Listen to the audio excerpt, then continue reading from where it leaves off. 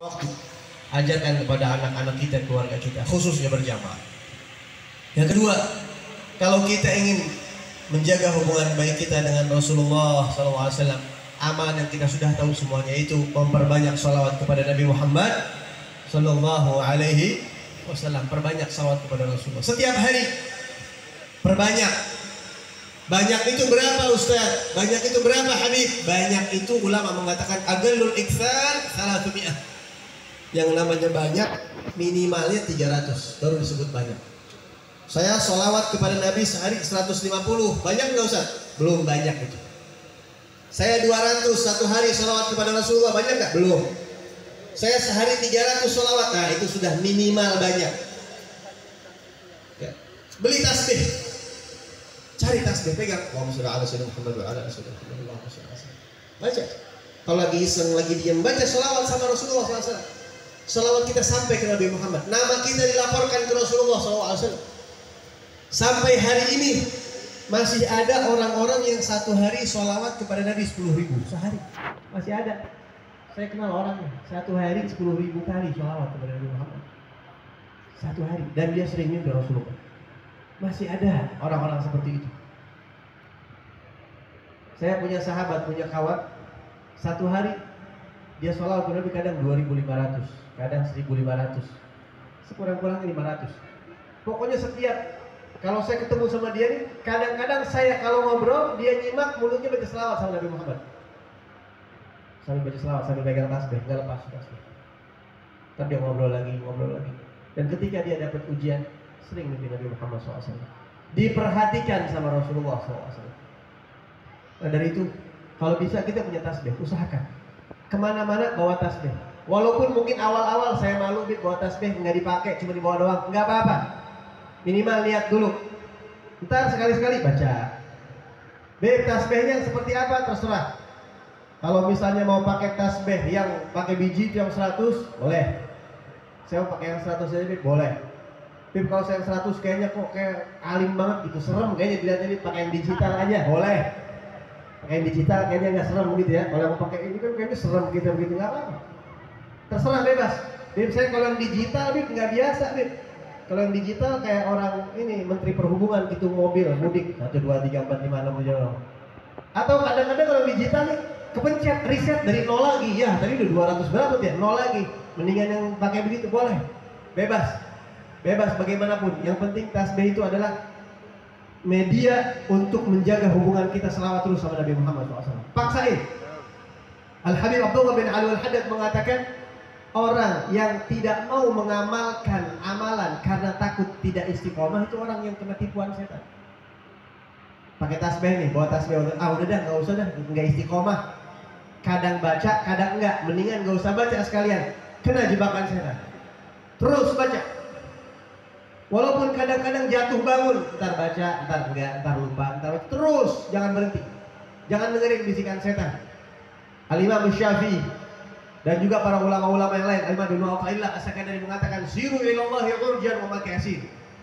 Kejarlah ridha Allah. Jalanlah di atas jalannya Allah, walaupun kamu harus pincang-pincang, walaupun kamu harus babak belur, jatuh bangun, digodain setan, terpeleset lagi, kadang khilaf lagi, bangun lagi, bangkit, jangan berhenti. Karena setan memang pengen bikin kita ini putus asa, pulang kembali. Jangan pernah mundur. Terus, walaupun harus merangkak, walaupun harus ngesot tengkurap, terus jalan di atas jalan Allah Subhanahu wa taala. Salah satu cara buat mengikat kita tasbih. Tasbih. Pakai tasbih itu. Karena tasbih ini adalah salah satu mengikat kita. Sahabat Nabi Sayyidina Abu Hurairah radhiyallahu anhu tasbihnya 1000. Al-Habib Abdullah bin Ali Al-Haddad sahib ratib tasbihnya 1000. Habib Ahmad bin Zaid Al-Habsyi tasbihnya 1000. Ulama-ulama dulu tasbihnya 1000. Kalau kita kan 100. Mereka 100 tuh nggak level, apalagi yang 33, apalagi yang 11 nggak level. Mereka pakai 1000 karena mau zikirnya itu nggak sedikit. Kadang-kadang besar sampai mereka klak dibaca. Berzikir kepada Allah Subhanahu wa taala. Bahkan ada satu orang wali, satu orang soleh yang selama hidupnya dia selalu pegang tasbih, selalu berzikir kepada Allah Subhanahu wa taala. Ketika meninggal dunia, ketika sakaratul maut, ayahnya ini seorang punya anak, anaknya mengatakan, ya abadi, qul la ilaha illallah. Allah, sebut la ilaha illallah. Ayah ini mengatakan, wahai anakku, kamu tidak perlu talqin aku la ilaha illallah. Tasbih yang biasa aku pakai berzikir ini muter sendiri, bersuara la ilaha illallah, sudah aku lihat semuanya. Tasbih ini sudah bersuara la ilaha illallah, kedengaran di kuping aku. Dan semua yang ada sekitar aku baca la ilaha illallah, la ilaha illallah, la ilaha illallah, tasbih. Ya, dan Al-Imam Abdul Qasim Al-Junaid Al-Baghdadi mengatakan, ketika beliau sudah menjadi wali besar, tapi tetap masih pegang tasbih. Imam, antum kan sudah jadi orang hebat, kenapa masih pegang tasbih? Tasbih ini yang mengantarkan aku mendapatkan keridhaan Allah, dibuka hijab sejak aku permulaan pertama berjalan, dan aku tidak akan lupakan sampai kapanpun, tidak ditinggal sama mereka tasbih itu. Ya, yang kedua, perbanyak sholawat kepada Nabi Muhammad SAW. Untuk mengikatnya, ambil tasbih, bawa. Kadang-kadang setan bikin kita lupa, dibikin lupa tasbih hilang, dibilang ambil bawa, niatkan untuk sholawat kepada Nabi Muhammad dan berzikir kepada Allah Subhanahu wa Ta'ala. Dan yang terakhir, salah satu cara merawat majelis hubungan kita dengan Rasulullah adalah jangan pernah tinggalkan para ulama sampai meninggal dunia. Sampai mati, niatkan, ya Allah saya niat sampai meninggal dunia saya akan duduk terus di majelis ilmu. Niat dari malam ini kita niat kok. Saya pun niat, ya Allah saya niat sampai mati saya tidak akan meninggalkan ilmu, insyaallah. Saya akan terus duduk dengan ulama. Saya akan terus membaca kitab-kitabnya ulama. Kita akan duduk terus di majelis ilmu mengkaji ilmunya Rasulullah SAW. Itu salah satu cara yang paling ampuh untuk mendapatkan hubungan baik dengan Nabi Muhammad SAW. Kenapa begitu? Karena ketika kita duduk dengan seorang ulama, kita mencium tangannya, seperti yang saya bilang tadi. Tangannya ulama tadi itu pernah mencium tangan gurunya.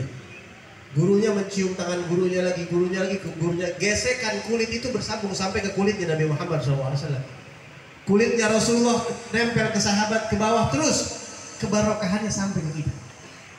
Cahaya pandangan Nabi Muhammad kepada sahabat, sahabat memandang muridnya terus sampai kepada kita. Dan itu ada di majelis-majelis ilmu yang sanadnya bersambung sampai Nabi Muhammad SAW.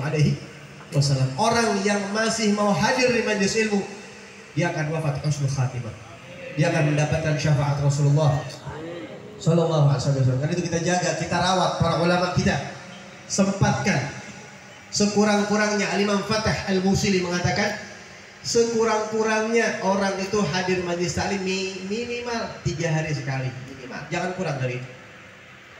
Jangan sampai kurang dari 3 hari sekali. Bahkan kalau ulama dulu setiap hari.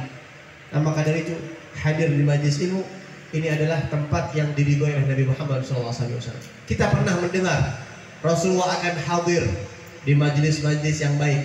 Di majelis ilmu adalah majelis yang paling baik. Majelis yang paling baik di atas muka bumi adalah majelis ilmu yang dibahas ilmunya Nabi Muhammad SAW. Dalam sebuah hadis riwayat disebutkan bahwa Rasulullah SAW suatu saat masuk ke Masjid Nabawi, dan di Masjid Nabawi Nabi melihat ada dua perkumpulan. Yang satu perkumpulan sedang berzikir, sedang bermunajat, bertasbih kepada Allah, dan yang satu lagi sedang membahas hukum-hukum halal dan haram, membahas ilmu yang diajarkan oleh Rasulullah. Ketika masuk Nabi bersabda, kilal majlisaini ala khair. Dua-duanya majlis ini baik, dua-duanya bagus. Tapi kata Nabi Muhammad, majlis yang membahas ilmu ini lebih utama. Dan Nabi pun berjalan ikut hadir bersama sahabat-sahabat yang ada di halaqah ilmu. Nabi selalu memperhatikan orang-orang yang memperhatikan ilmunya Rasulullah sallallahu alaihi wasallam. Ma'asyarul ikhwah rahimakumullah.